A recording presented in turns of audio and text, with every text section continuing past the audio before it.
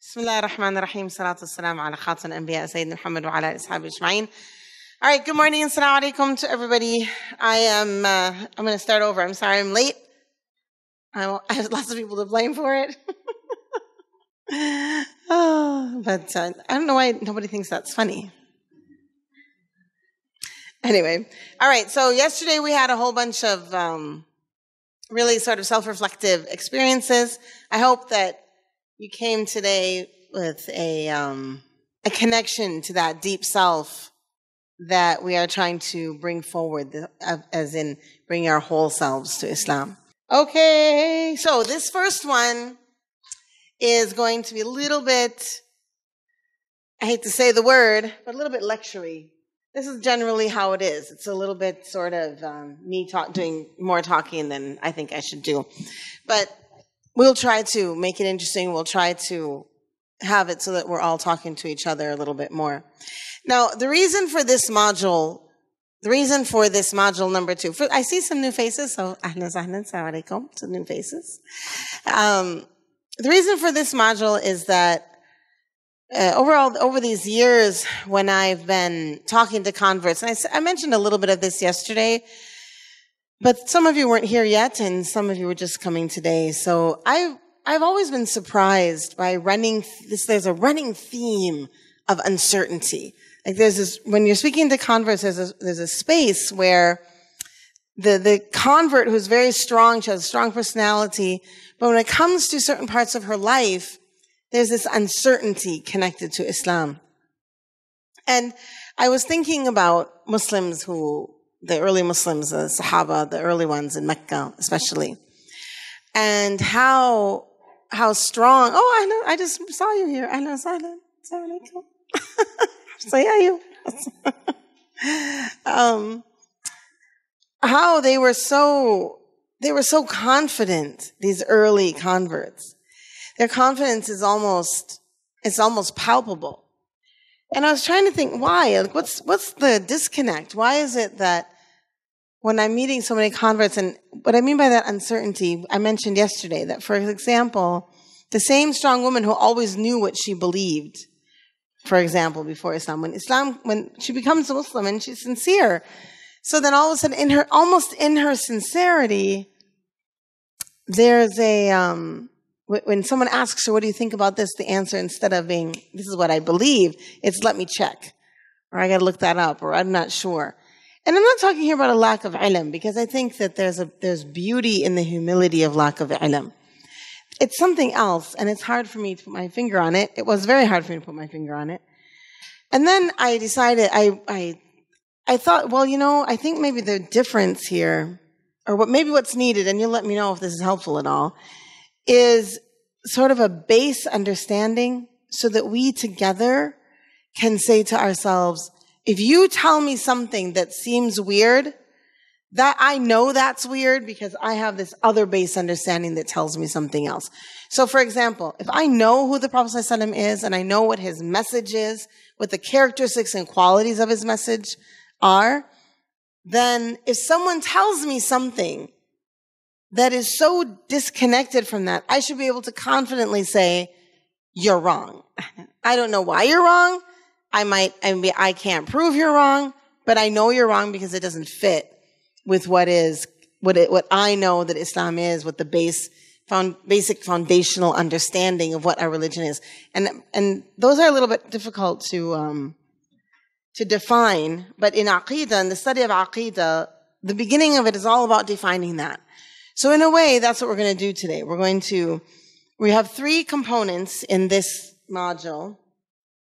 They are, they're not written about there. There are 3. One is know the term. So we're going to talk about a few words so that we're all defining everything in the same way together. Then we're going to talk about belief and some of the Aqeedah issues that I believe will help us to be able to filter that which is coming to us that doesn't make sense. And the third one is just some tips about tools. So let's start with terms. Terms are fun. All right, so the basic rule is, amongst scholars in the past, is that they would never argue about anything unless they agreed on the definition of something. So they would, there's a really big word out there, feminism. In Muslim communities, it's a very scary word. If you come near it, you'll be called a feminazi. If you say the word, you have to give a big introduction before you say it, an explanation afterwards. Don't worry, I hate men, things like this. And so I'm actually going to be giving a presentation about feminism in a couple of weeks to a whole bunch of male scholars. And I've been stressed out about this and thinking about it. And how am I going to do this? How am I going to get them to listen? Because my concern is not to make anyone a feminist, but I do want them to understand what it is. And generally speaking, our modern scholarship doesn't do this. So our modern scholarship, they'll do it on certain things, on Islamic terms, like fatwa or riba, interest and things like this. But when it comes to politically charged terms, it's almost like we're all afraid of coming near those terms and talking about them. So we talk and argue in our preconceived understanding. And that's so dangerous. That's exactly what our early scholars were getting away from. It's exactly what they were trying to get away from when they said, do not discuss anything without a definition. So you can tell that it would make a big difference to discuss feminism if I define it as a lens through which to identify women's oppression. So in an attempt to eradicate it. I'm hoping that nobody would disagree with that if we can talk about it. That in talking about this, nobody would have to get angry about the word feminism. But if I'm defining feminism as hating men or sort of the LGBTQ rights movement and that particular part of it, I understand why then we're going to be talking about something completely different. But without our ability to define, we can't even have a conversation. Because if I'm thinking I want to identify women's oppression and you're thinking, oh, she means full-on progressive values, we're not talking about the same thing. And I know a woman scholar, she's very traditional, and I did an interview, a long interview, and the whole interview, I am not a feminist. So she started out the whole conversation. I am not a feminist. Feminism is bad. Feminism is horrible. All those things. Like she wanted to make sure I understood how she felt about feminism. And then she proceeded for the next hour and a half telling me about all of the misogyny in our community and what she's doing to fight it. MashaAllah, right? But that was like the example of the problem of a word. So we're not talking here about Western words. That's for a different conversation. But I want to have a conversation around some of the words that are problematic, that sometimes people use around us as converts with their own definitions, or that we want to maybe define in another way, or maybe we don't even have that full definition. So to help us have the arguments and discussions and debates and such things with the people around us, I want to talk about some words. Now, obviously, we can't talk about all of the important vocabulary, so I'm going to let you choose some, and I'm going to choose some, and through that, hopefully, we will come to something that is worthwhile. I forgot to tell us to get sticky paper. So we'll just use that paper and it'll be fine. We'll figure it out. That's okay. So first of all, we have these word categories. So some of these are really simple. I want to do people because it's super simple and I want to just go through some of the titles that we use and point a few things out. Islamic sciences are like the sciences. That's also pretty basic. I think generally, our population from yesterday's sort of find someone who, our population is an advanced population in this room. Everyone here, most people here are 8+ in their years of Islam. A couple of, just maybe one or two are less than that. So we won't spend a lot of time doing stuff that I'm pretty sure you guys already know, unless there's a desire to go further and deeper into one topic. I'm going to talk about legal a little bit because there are a few things I feel like we have been misled in the definitions of. So what I'm going to let you choose is do you want to talk about hot topics? You want to talk about groups, or which hot topics would you like to talk about? And do you want to tackle like some groups and what those groups are and how they're defined? Okay, so let's do people because I'm an extrovert and I love people. Okay, these are obvious. These are titles. Okay. Now, the word imam, these are words that Muslims use to describe themselves as titles. The word imam, I know you all know it. You all know it. Okay, so we use imam to talk about our scholar leaders as well, right? Generally, imam refers to who? Exactly, the one who's leading the prayers. Can a woman be an imam? Ooh, I love it. We have a difference of opinion. Ooh. Are you a convert?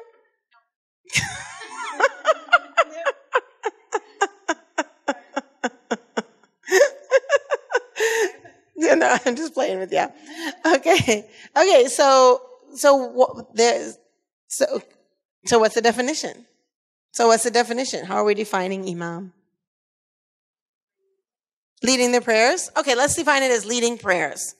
Leading prayers, that's the only definition. So can a woman be an imam? Yes? Okay, so you're continuing the conversation. So the definition, right? She's continuing the definition. There are those who say women cannot be an imam even for women. You should know this. There are spaces where that is, so if you ever meet someone, why is that important? So if you meet someone who tells you, no, absolutely, and women cannot be an imam, no way, not even for women, and it's better for women to pray alone than to pray together, just stay chill. Deep breath. And you say, oh, الاختلاف الأمة رحمة. The differences of our opinions of our ummah is a mercy. Alhamdulillah. Alhamdulillah. Stay chill. Don't get upset about that. So Shaykh and Shaykha, we know what Shaykha is. The word Shaykh, what's the definition of the word Shaykh? Sorry? Or it could be someone who's scholarly. Or there's a third one. Yeah, could be royalty. Royalty in the UAE. All the royals are Shaykh this and Shaykha that. It's so funny because I was raised in Syria where the word Shaykha is actually really rarely used. Even Shaykh, yani they're rare, they're not used that often. They're just saved for very, very special people who are very knowledgeable, but not just knowledgeable, like they're really far along the path and full of taqwa. And when I first went to the UAE, I mean, in my head somewhere I knew that the royalty used this word, but I was in a room and they said, oh, the Shaykha is coming. So my natural Syrian response was, oh, mashallah, I'm going to receive this. Oh, how exciting, I'm going to receive this Shaykha. And in walked this woman with a trail of perfume and jewels. And she was full of class, but she certainly wasn't Shaykha in that meaning of taqwa and such thing. I was like, oh, yeah, many different meanings. Subhanallah. Subhanallah. So I think I'm going to skip down to ustaz and ustaza. What's the difference between shaykh and ustaz? What's the difference between shaykh and ustaz? What do you think? Teacher. Okay. So ustaz is a teacher. Yeah. Ustaz or ustaza, obviously, is a teacher. Good. Is there a difference between shaykh and ustaz? Yes? What's the difference?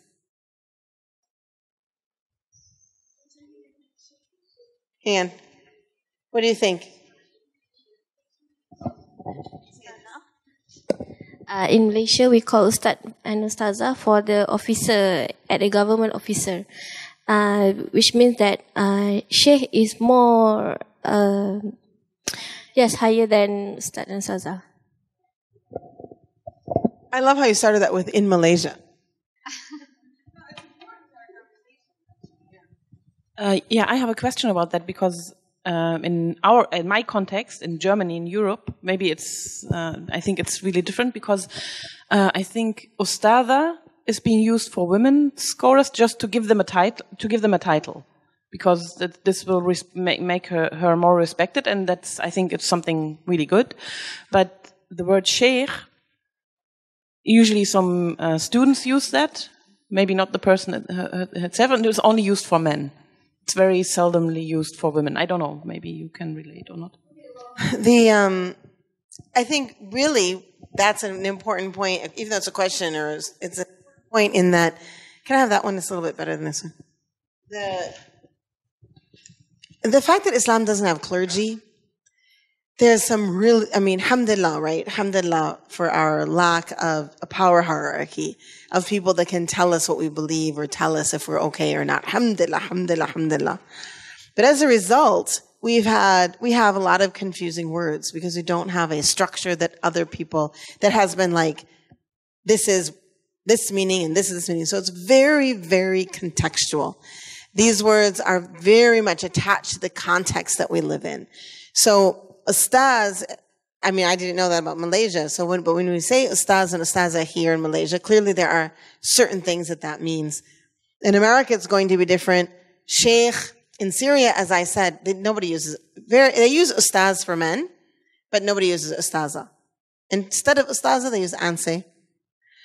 And they rarely use Shaykha because, again, like I said, in Syria, they're quite particular about who gets that word. And so they'll use Anse for even great scholars, like the one who wrote the Sira book that we have. She's called Anse, but technically, in my view, she's Shaykha because she is that at that level of scholarship and development. So all of these words are words that we play around with. Habib, what about Habib? Do you know Habib? So Sheikh and Ustaz we play around with. I don't think there's an answer to your comment. I think it's just context. You're right that Ustaza has been used for women. I'm not sure why. I actually, in the European context, what I've noted, and I could be totally wrong, I don't have that much experience, but there's sort of a lack of respect for women's scholarship. And so it's almost like women don't quite deserve to be Shaykha, but they can be Ustaza. And it could also be that many of the new teachers in Europe that are coming up are quite young. And so in their youth, they're getting the title of Ustaza instead of Shaykha. Those are just possibilities. Okay, so Habib, what is Habib? Do you know what Habib is? Huh? Ya Habibi, Ya Habibi. Do you know that song? There's a song, Ya Habibi, Ya Habibi, about the Prophet Sallallahu Alaihi Wasallam. Okay, so the Haba'ib, have you heard of the Haba'ib? No? Okay, there's a whole group of scholars in Yemen who trace their lineage to the Prophet ﷺ. And so their scholarly title is Habib. I think that's so cute.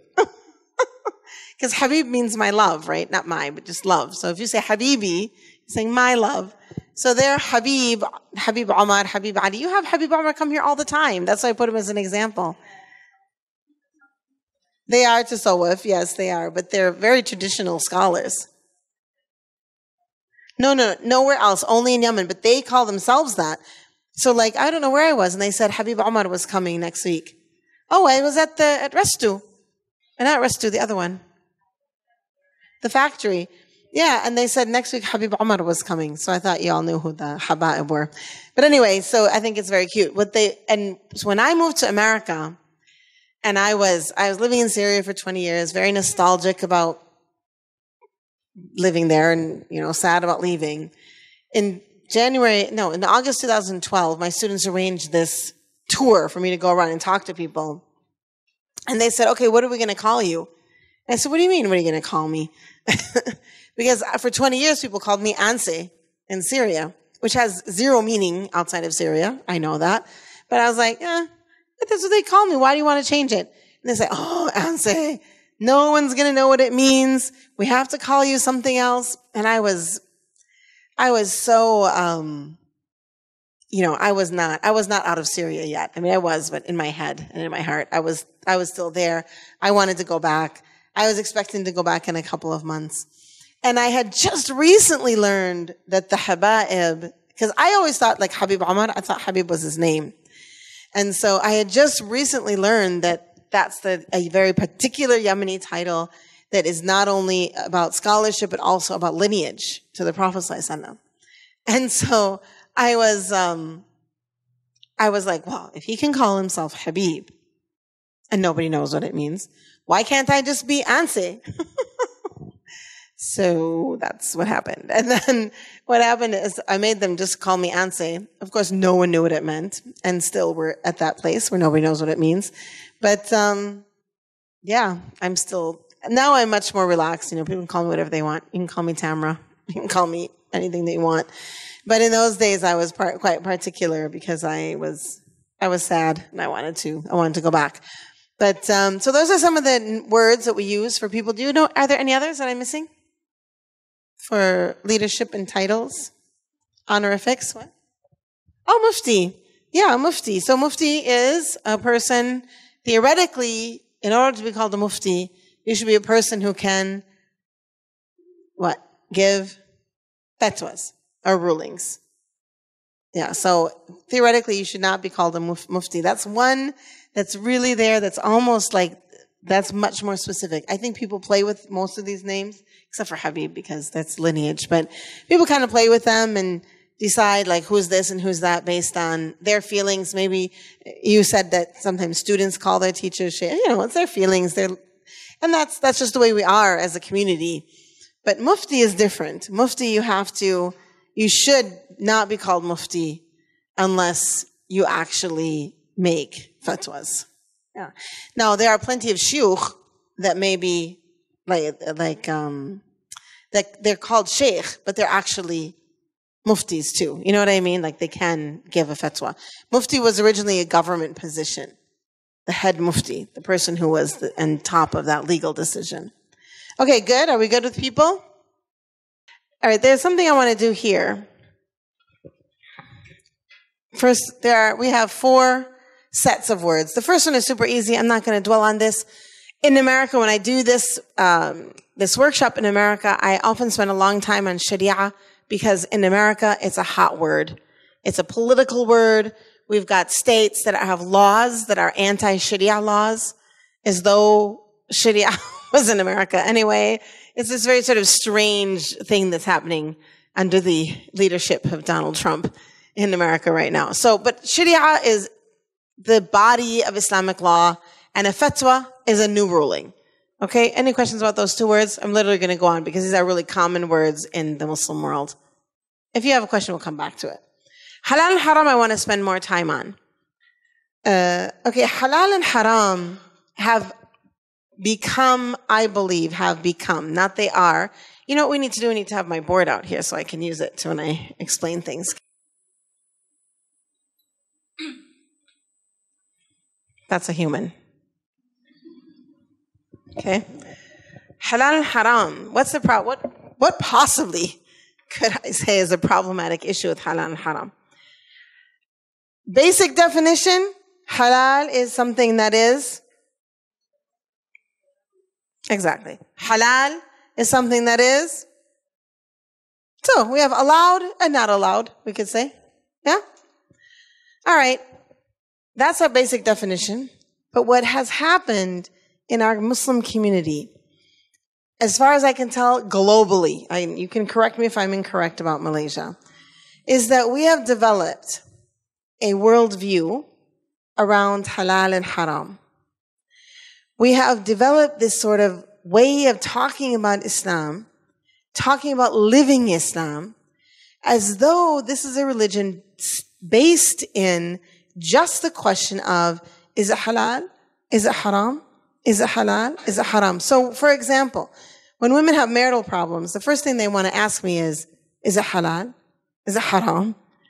And most likely, there's no answer to that question. Halal and haram, actually, in the Sunnah, are the very base of what is necessary for this religion. But our worldview is not halal and haram. Our worldview is Islam, Iman, Ihsan, I heard you say it. And like that, in sort of that triangle. Because our world, this is, halal haram is way down at is down here. Okay? But our worldview is an attempt to get up here. And when we over-obsess about halal and haram, we miss the point, actually, of religion. The point of religion in Ihsan, let's see if you can fill out these words. Good, best. Never let it till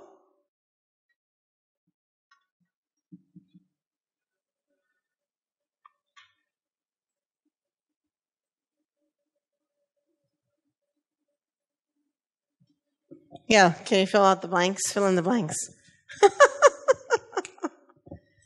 Try to see if you can fill in the blanks. Okay.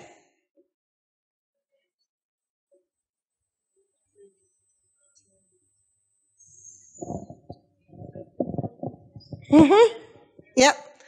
Good, better, best.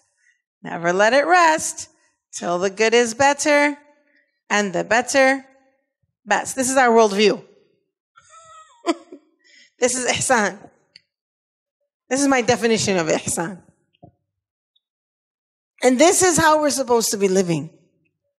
Good. What's better? So our choices should not be, is it halal, is it haram? Is it good? Is it better? What might be best? And I believe that one of the reasons our cultures have stagnated is because of this worldview of halal and haram. Instead of looking for what is the best that we can do, we're trying to find out what can we get away with that isn't haram. So till the good is better and the better, best. So that is my sharing about halal and haram. It's not really a definition, but I think it's important. Okay, farad and sunnah. Farad and sunnah are, thank you, and then haram and makruh. I think I have another chart about those. Yeah, I think I do. So it's coming. So all things are halal, right? We know that all things are halal unless they're proven to be haram. And the companions, when we talk about, the companions, has anyone ever heard this narration where we talk about how the Prophet says the companions used to leave 9/10 of what was halal, afraid of coming near to what was haram? Has anyone ever heard of that? So in the context of halal and haram, that's actually a really scary thing to hear.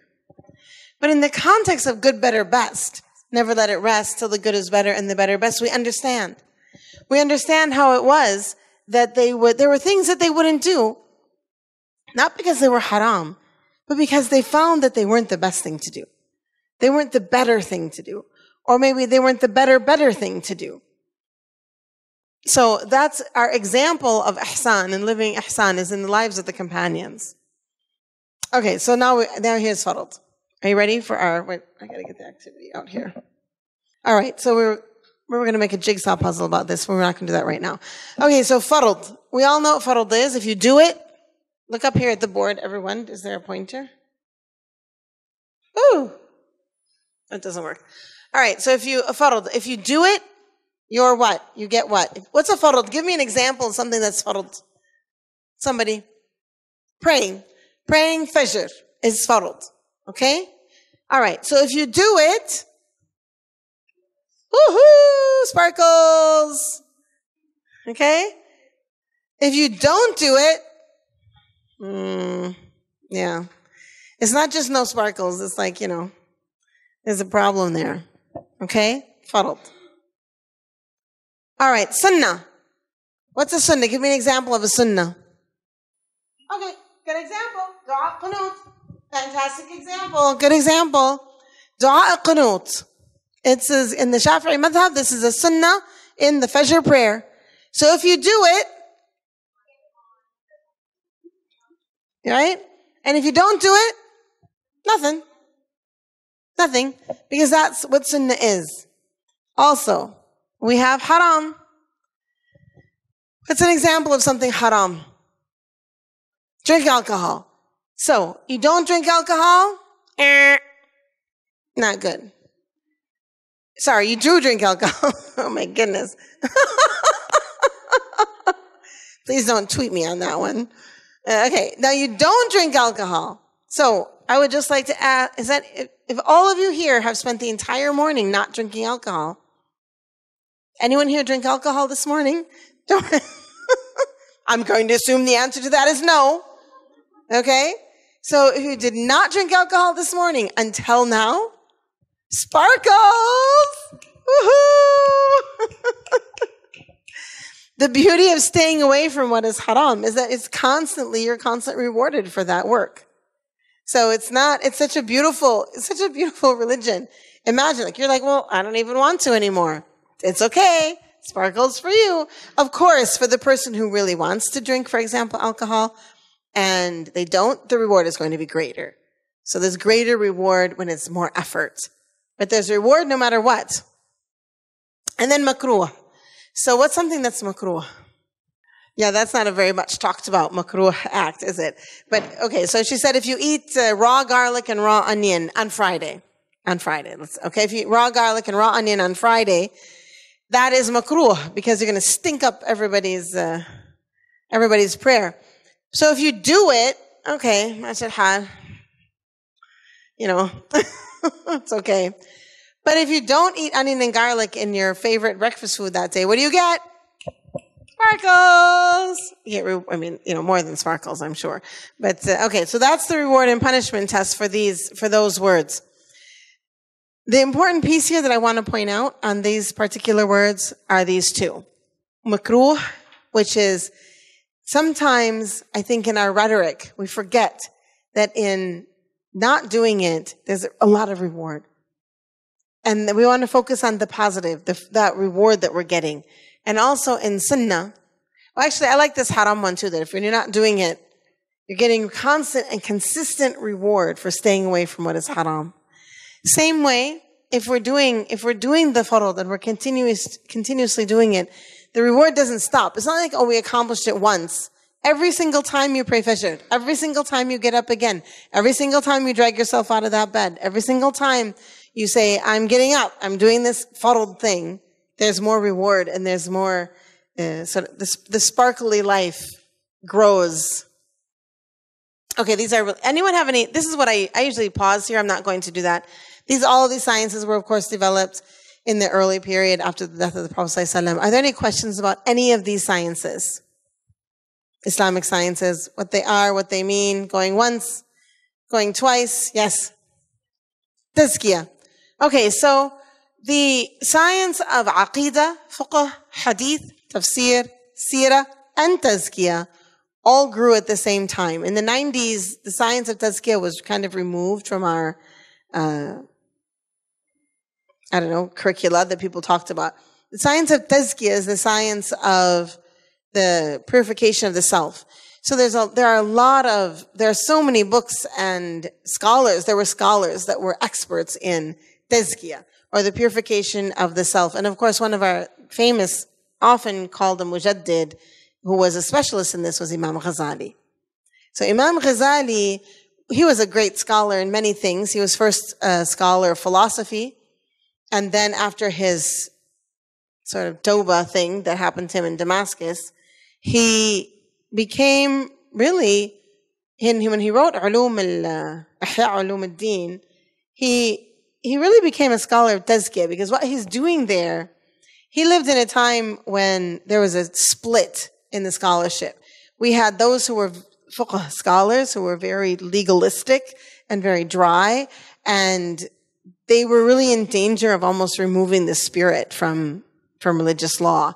And then you had the very sort of esoteric Sufis who were so out there, like they were like, oh, I'm above the law, mashallah, I'm so good that maybe I don't have to pray anymore because I'm so good over here. And it kind of sounded very too much on both sides. So what Imam Al-Ghazali did, it was a very, very important contribution to Muslim history, is when he wrote Ihya Ulum al-Din, is he brought these two together. And he brought spirituality to Islamic law, that at that point in time, those who were teaching it had removed it. And he brought law back to those who were sort of moving too far to a sort of a spiritual side. So he was a very important historical figure, a mujaddid, most likely. A mujaddid, most scholars say is a mujaddid. And that science is the science of tazkiyah. That's the science of bettering the self, making yourself better, really working on the self to make us better and better. Any other questions about these? Okie dokie. Moving on.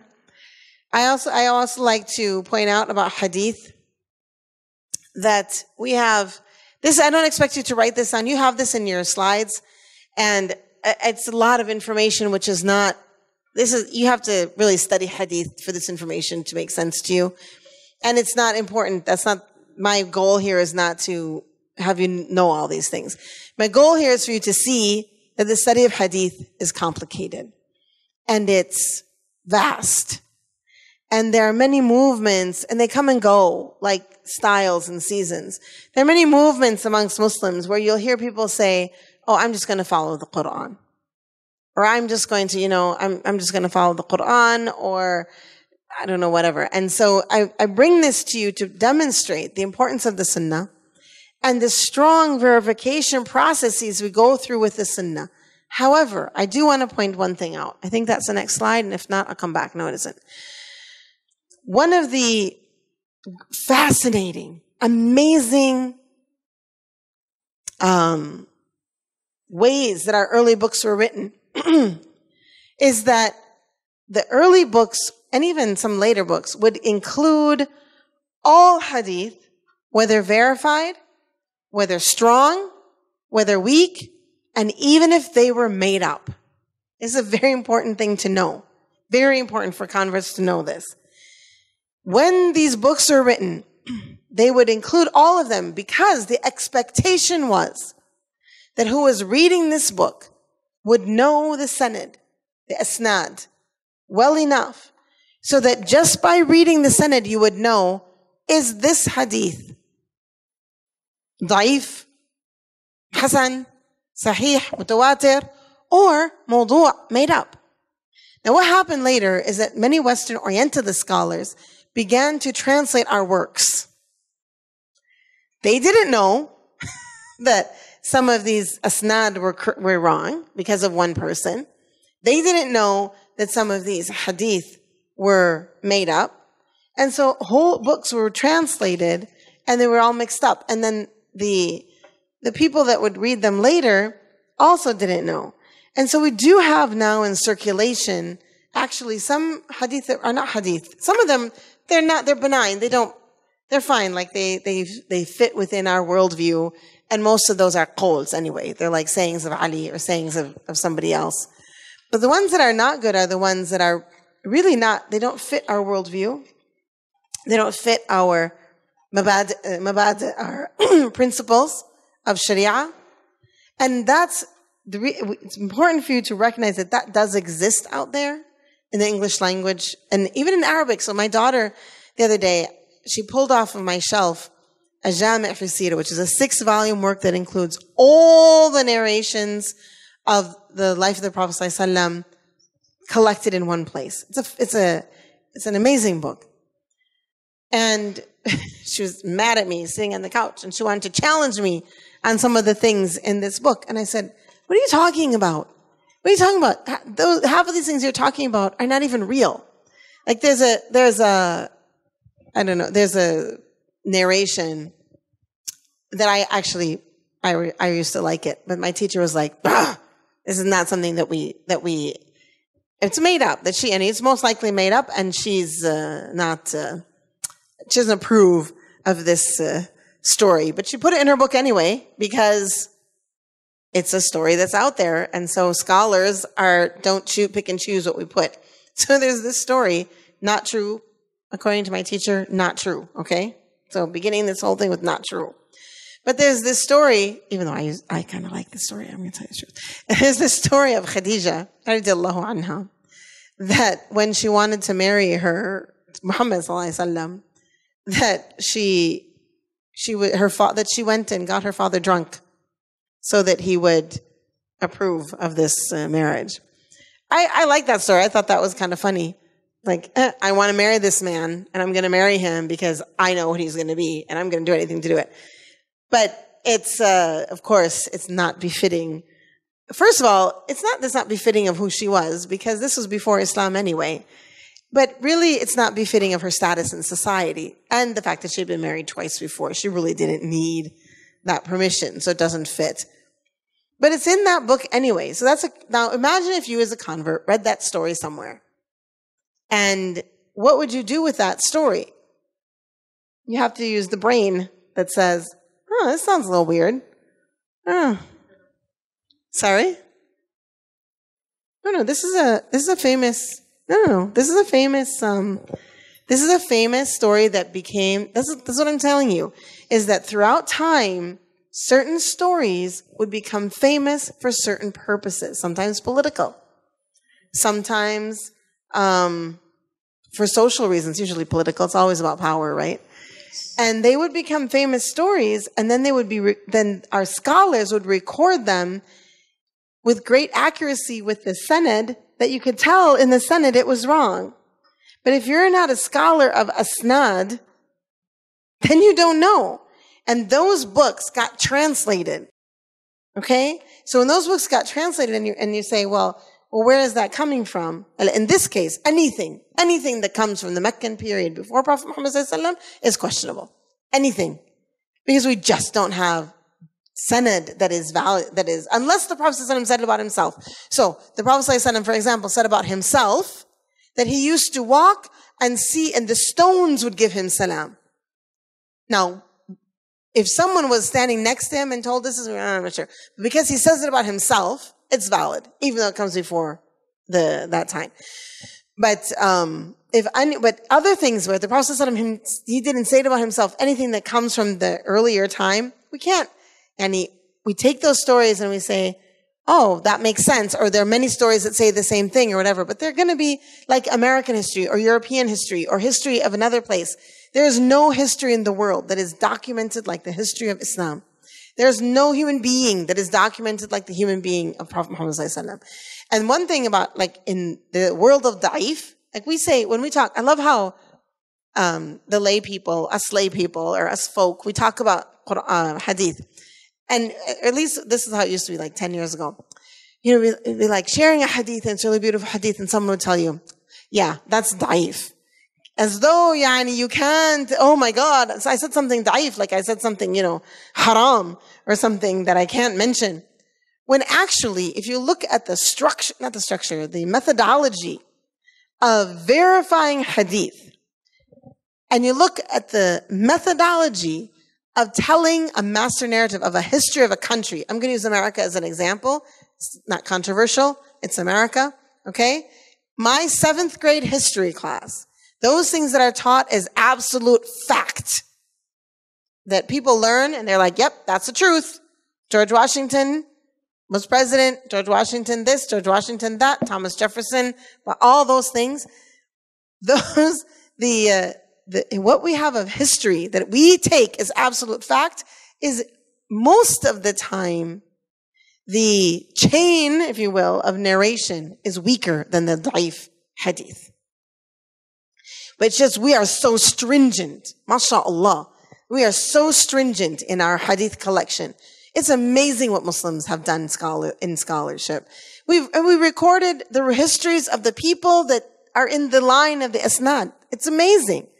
Do we know who told us the story of George Washington? You're like, who cares about George Washington? I know, but that's who I know. What can I say?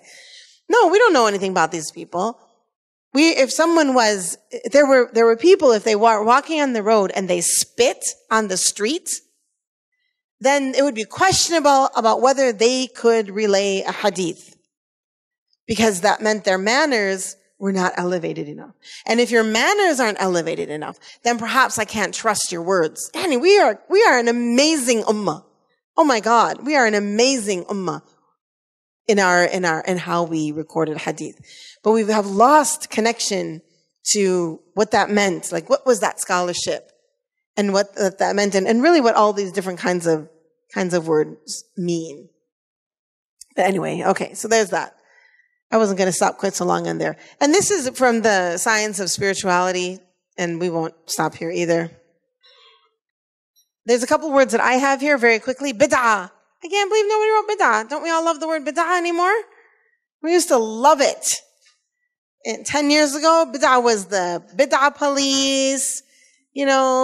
Everything is bid'ah, and if it's not bid'ah, it's probably bid'ah that it isn't bid'ah.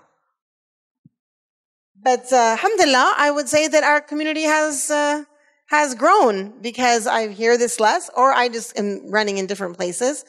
But we know there is a hadith, and it's a true hadith. Beware of matters newly begun. For every matter newly begun is bid'ah, and every bid'ah is a misguidance, and every misguidance is in hell. So here's the question. Is it possible that this means that every new thing is haram? Are we Amish? Do you know what Amish are? Never mind then. Should we be? The Amish are people in America that don't use electricity. Because if every new thing is haram, I'm sorry, but we need to turn out the lights. Because electricity is haram, then it's bid'ah. And that means that using electricity at night to pray would be bid'ah. Is that possible? Does that fit with our worldview in the way we think about things? And so then we have the companions, they did new things around the Prophet and they were praised for it. And so we have this hadith where the Prophet said to Bilal, Bilal, tell me which of your acts in Islam you are most hopeful about. For I've heard the footfall of your sandals in paradise. And imagine, Bashir, and he Bashiru in his, that he's going to be in Jannah. He gave him the good news he's going to be in Jannah. And imagine Bilal. Can you imagine the Prophet coming up to you? Tell me, what is the thing that you're doing? I heard your feet in Jannah. Can you imagine Bilal, like, how did he feel? He's reeling. What?